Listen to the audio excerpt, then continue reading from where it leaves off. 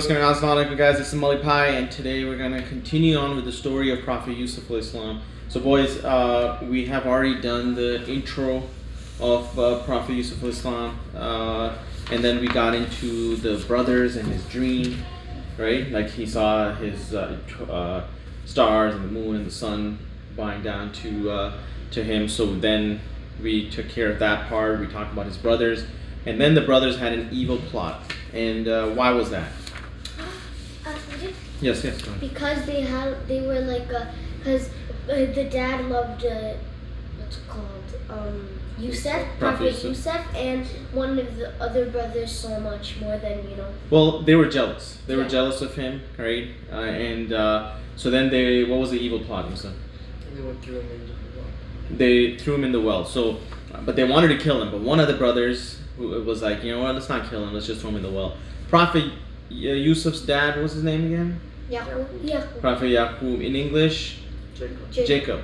So Prophet Yaqub alayhi salam, he knew that they were up to no good. But then there's like 11 of them, and he's just like, I'm not even gonna. He's like, I'm gonna have patience, right? You need patience. What's the core message of the story of Prophet Yusuf alayhi salam? Patience. It's not about his da'wah to his community. It's all about patience. So now, after the evil plot, okay, so he gets out of the well, and he gets sold into some minister's house, and in that house, did we introduce about his wife? Yes. Okay, so in minister's house we have his wife, and his wife is basically she's basically the running the show, right? When the minister is outside, and his name is what? What's the minister's name again? Or what was the name that was used in the Quran? Aziz. Oh yes. Right? Yes. Yeah. So Aziz is out, always doing his political stuff, whatever he's busy with, but his wife is at home. And Yusuf alayhi salam is a little young boy. He comes in, and he was a very beautiful guy. Now he starts getting older. The more older he gets, the more attractive he gets. And then, as much you might find it weird, the wife of Prophet, or wife of Aziz, and how she related to Prophet Yusuf? She's related? Stepmom, I guess. Stepmom? Master. She or Miss. They were like maybe adopted. No, so very good. So the Aziz actually said, hey, you know what? Take care of this guy. Maybe one day, he can, either he can serve us, or maybe one day we can adopt him or whatever, right? But the key is just take care of this guy. But he's getting so attractive that she actually starts liking him in a bad way. Like what? Like she wants to kiss him, she wants to. So and she is the what? The mass. She owns Prophet Yusuf. She owns him. Okay. So one day husband is not at home, or she thinks he's not at home. All right. So let me see what. Okay. So, we now remember Prophet Allah SWT is saying that when he's getting older, he's not just getting attractive.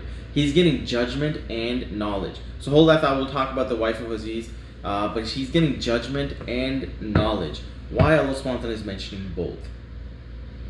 Isn't judgment good enough?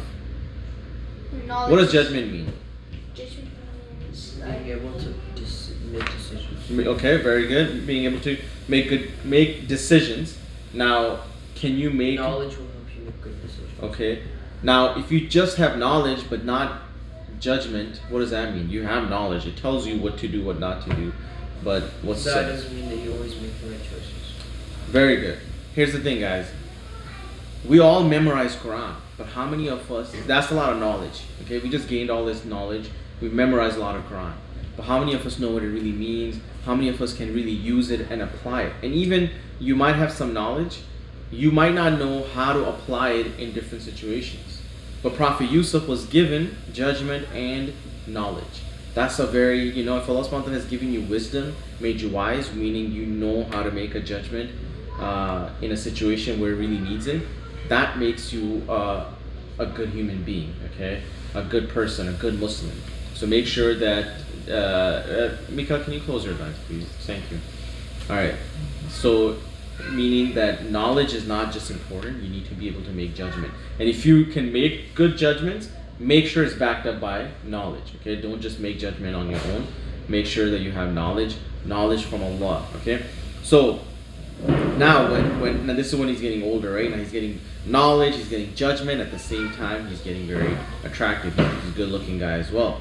So what happens? The wife of Aziz presents herself to Prophet Yusuf of Islam. What that means is basically what she does is she wanted to force him to do wrong, okay, like to kiss him and all that stuff. So she closes the door, she locks up the door, and she's just like, come over here, and he's just like, I fear Allah, right? On top of that, he's like, and my master has taken good care of me, right? Truly, he made this residence good for me, and he's treated me very well. Okay, meaning who? Aziz. Huh? Aziz, right? Oh, Aziz. Your husband, right? And I can't be like, cause like, look, you have a good relationship with your husband. Okay, you don't want to ruin that by hugging me and kissing me and doing all that stuff, right? That's not for you and me. You want to do that with your husband, not with me, right? And if I do that, I'm actually doing something wrong against my master, who was Aziz. Going behind his back and alone with his wife, that's wrong. We should not be. So as just young adults, as good Muslims, if you, and let's say there's another girl with you, are in a room by yourself, who's the third one? Allah. Who else is there? Allah is shaitan, and he can whisper in your ears and say, do bad things. Go ahead and hug this girl, go ahead and kiss this girl. And we know it's haram to do that. Mama and Abaji can do that. Okay, why? Because she's my wife. Okay, I can go and hug and kiss Dado, right, grandma. I can, or if you guys had a sister, if I had a sister, I could do that, or to my aunt, right? But that's in a good way, to show my love for them, because they are my related woman of my house. But this lady who owns me, she's not related to me, so I'm not gonna do that. Okay, so now what happens is she desires that, so basically Prophet Yusuf al-Islam asked Allah subhanahu wa ta'ala to give him strength, and now Is she Muslim? yeah, I don't know, whatever the religion was at that time. And again, don't even think about Muslim or non-Muslim. There could be bad Muslims as well. There could be Muslims, they believe in Allah, but they do bad things. I do bad things. You guys do bad things, okay? So you can't, bad things don't all, I might do not too bad things, okay? But everybody's gonna make mistakes. Some could be big, some could be small. This is a big, big one, okay? And we should not do that. But over here, he asked, now, here's the thing. Allah subhanahu wa ta'ala is telling us that Prophet Yusuf, now he's a young man as well, okay? And men, once you guys get older, you would like it to have a girl around you, okay? It will make you feel cool, right? And so he also when wants. When you grow older, that's when you want to kiss. Okay, good. All right. All right. Well, Prophet Yusuf, Allah subhanahu wa ta'ala saying he also desired her. Huh? Prophet Yusuf also wanted her as well, because she's also a very attractive woman. She? Yeah. A little. Now, does Prophet Yusuf get sin for it? No. Why not? Because He never acted upon it. So right now, I'll give you how in Islam Allah subhanahu wa ta'ala writes down your bad sins. So think about this. Let's say I think about doing something bad. Let's say there's a girl walking and you're like, oh, I'm gonna go and hug using her. a different example? Different example? Alright, fine. Yes. So, alright, very good. Okay. So let's say I wanted to steal something. I see some like gold right in front of me. Nobody's watching me, and I want to steal this gold. I want to. Do I get sin for it?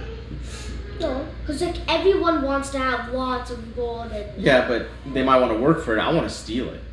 You want to steal it? I want to steal it. Do I get sin for it? No, because you don't do it. Okay, how about this? I have lots of gold, okay? It's in my pocket.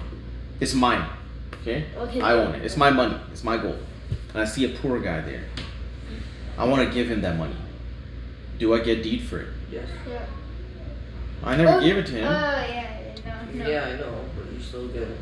Just for me. Yeah, for an intention. For intention, okay. Alright, Mikhail, can you just sit properly? This is a knowledge-seeking session. We are learning about Allah. We're learning about His ayat. We're learning about His prophets. So let's not sit down like we're in a park, okay? Although I was sitting like that too, but I'm not like spreading my legs. Alright, here's the thing, guys. When you think about doing something bad, meaning it's a bad intention, like I want to steal that gold, I don't get any bad points for it. Why? Because I haven't done it. It's Allah's mercy that you can think about bad things. You shouldn't. You should try to change those thoughts. But if you do it, that's when you get one sin. Okay? Allah will mark it down as one bad deed. But if you don't do it, it's okay. Nothing. Don't worry about it. Now, if I think about doing something good, like I want to give that donation to this guy, and I really want to, but then all of a sudden it starts raining, and I'm like, oh man, then I have to go run away, whatever, I have to get in my car and just drive. That's the only way, like something just happened that you couldn't do it. That's right, when you could but I had my intention to do it, but things came in the middle, and whatever, I got busy, I couldn't do it. But I had intentions to do that good deed. I will still get reward, like I'll get 1 point for it, because I thought about doing something good. Okay?